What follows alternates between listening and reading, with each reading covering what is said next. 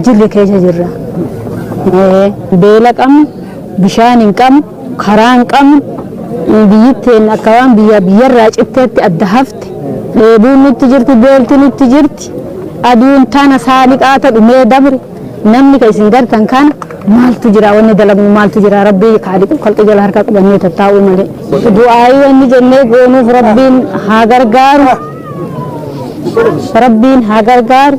Akka isiin nu yaadatetti rabbi isiillee haa yaadatu. Jannata firdawsii rabbi isii haa gammachiisu. Rizqii tana isiin nuquban qabnu kan nuquban qabne rabbi afaan nu buuse. Akka isiin afaan nu buuftetti gargaarsa guddaa rahmaan isiillee haa gargaaru. Jennee du'aayii godhuufii malee akka nu gammachiifte isiin gammaddu jennee du'aayii godhuufii malee ofirraa quban qabnu rizqii ofirraa quban qabne isiin rabbi haa kennu jechuu malee maal jennaan.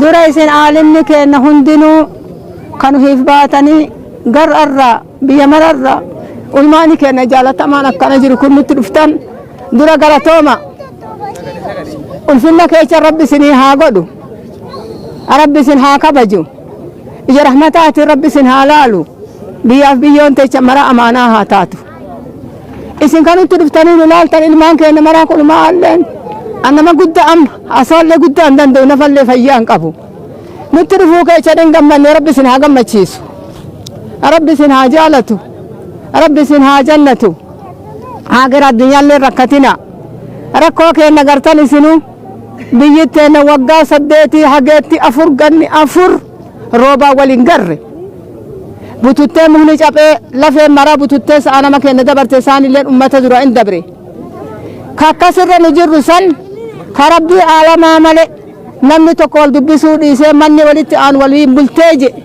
nu yaadattanii nu dhufuun keessan kun nu akka waan jannatul firdaws rabbiin ar'uma nu galcheeti dura rabbi isin haa kabaju rabbi isin haa jaalatu karaa deemtan karaa nagaya bakka dhuftan bakka nagaya biyyoon teechan amaanaa haa taatu rakkinna keenya isinuu gartanii qaama keenya isinuu laaltanii jiruu teenya isinuu gartanii ilmaan kiyya ka alimaalleen ka aaqilaalleen ka waliin dhuftanilleen hartinuu ilmaan kiyya ulfaadhaa wayyama guutuu oromoo mara amaanaa haa taatu rakkinna keenya ammaaf gartan akkuma amma nu laaltanii nu kabajanii dhukkee keechan waliin teettanii aduu keenya waliin dhaabattan kanaan akkuma ammaa sanitti amaanaa teenya rabbiif isinitti uf kennanne isinitti dhaamanne ulfaadhaa wayyama rabbi isin haa kabaju nu kabajanii ammallee taanaan gaa xuunxoo ofii keessaa kurree dhuge ilmi abbaa haadhatti booya isin ilmaan keenya abbaa isin godhanne aalima keenya utubaa isin godhanne utubaan rabbi isin jalaan qaadhiini biyyoomni keessa nagaa haa tahu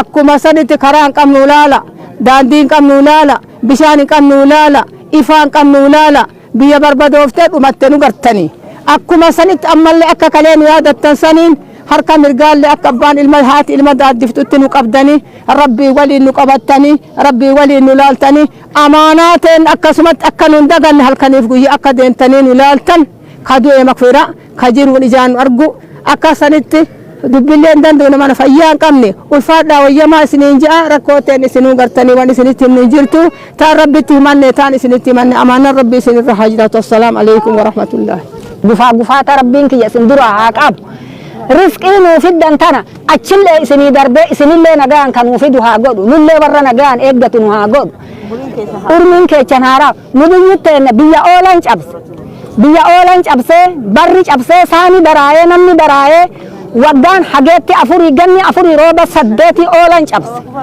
kasaani kan garaan fudhatee kun oolaan dhumee dabre amma garagalee ummanni keenya ummata akkasiiti isinuu gartan dhiiga isaa isinuu hin gartan yoo ilma namaa ta'e ilma namaa fakkaanna malee namaa miti kuno jaldeessa dheebisatti caphe taane haa taatu miti alhamdulillah isinuu rabbi nuu fiduun kun rizqii nuu fidu rizqii isinillee darbee nullee darbu ummanni kun ummata bishaan hin qabne ummata ifaa hin qabne ummata akka jaldeessa dheebisatti capheetti cap ummata karaa hin qabne namni karaa hin qabne nama garaa hin qabne akka karaan citee garaan keenya citee barri ummata keenya anaa kee lammii koo rakkinni kee galee ciisuu natti hin dhiisu beelli kee ciqilfannee nyaachuu nutti hin dhiisu ormi kanaan nu madaala amma humna keenya kanarratti nu ilaala yeroo namaa daarri qaama keetii daalachinni bifa keetii baay'inni lakkoofsa keetii osoo ijji bishaan hin buufne qalbii dhiiga cobsiisa. Obboleewwan keenya warri biyyoota garagaraa irraa amaanaa nutti kennatanii ummata keenya beelaha gammoojjii Baalee Bahaatti argaman akka amaanaa bakkaan geennuuf warri nutti kennatan assalaamu alaykum wa rahmatullahi wa barakatuh niin jedha. Egaa amma bakki itti argamnu godina Baalee Bahaa aanaa Ginniir aanaa Sawweenaa ganda maal jedhamu ganda Miicaa keessatti argamna. Maatii 400 daakuu fi daakumaayyu kaasitti qoodaa jiru daakuudha maashaallah waliin ga'uudhaaf bifa kanaan tartiiba qabsiifnee jirra. Inshaallah daqiiqaa muraasa booda wayita qoonnuuf ija keessaniin argitanii rabbi isinirraa haa jaalatu.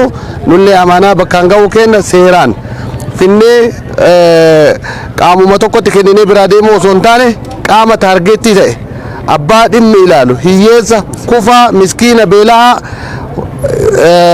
itti haajamu warra haajamaa biraan ga'uu keenya qabatamaan isin agarsiisuudhaaf bakka kanatti argamnee jirra.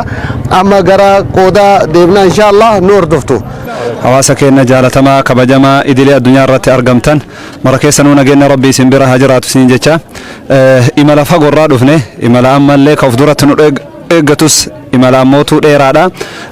Gabaabamatti amaanaa waan isin ammootuu nutti kennattan hawaasa kabajamaa jaalatamaa kammootu sababa roobni dhabamuudhaan miidhamni guddaan irra gaheetiniin jedhe aanaa Sawweenaa jirra. Aanaa Sawweenaa ka dhufne kana Aysuuzii 6 qabannee dhufne jechaadha. Midhaan ruuzaa fi harcee daakuu wal keessa Aysuuzii 6 qabannee dhufne ganamarraa kaanee qooda sanirra jirra. Akkasitti quba qabaadhaa isiniin jenna. Jajjabaadhaa rabbi isin haa jabeessu. Salaamu alaykum wa rahmatullahi wa barakaatu.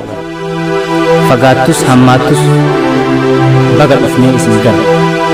Garaa keessan walitti bu'u hidhii kee kan daalachuuf yoo agarru silaa nyaata taanii isiniif dhiyana ta'a osoo bishaan taanii dheebuu isin baafu. Yeroo namaa wal gargaara qaamaan fagaadhu sin daaganne waa'een kee ijarraa nan banne ofiif nyaadhee beelaaf si kenne hin beeku yaaddoo keef takkumaan rafne. Obboleewwan keenya warri biyya adda addaa irraa amaanaa nutti kennatanii beelaha ummata keenya biraan nu ga'a jettan ila kunoo konkolaataa lamaasitti kun harceedha kun ammoo ruuza kana akka ijji teessan argitutti hiyyeessa rakkataa beelaa biraan ga'uudhaaf jalqabaa jirra inshallah. Bismillah jalqabaa. Garaa laaftan qomoo keessaniif boritti oolan jenne har'a argaa jirra dararaa keessa jirtan dhageenye isin haa baasu rakkoo. Deeggarsi qabannee dhaqan ni oolcha malee hin bulchu dhandhama ta'a malee waan garaa hin ga'u. Nyaata nama 50 nama 500 qoonnee bakka hanqata inimmaan biraa ka'an. Ijoollee biyya alaa jiru rabbi ol nu haa qabu waan hamtuu rabbi nurraa haa qabu.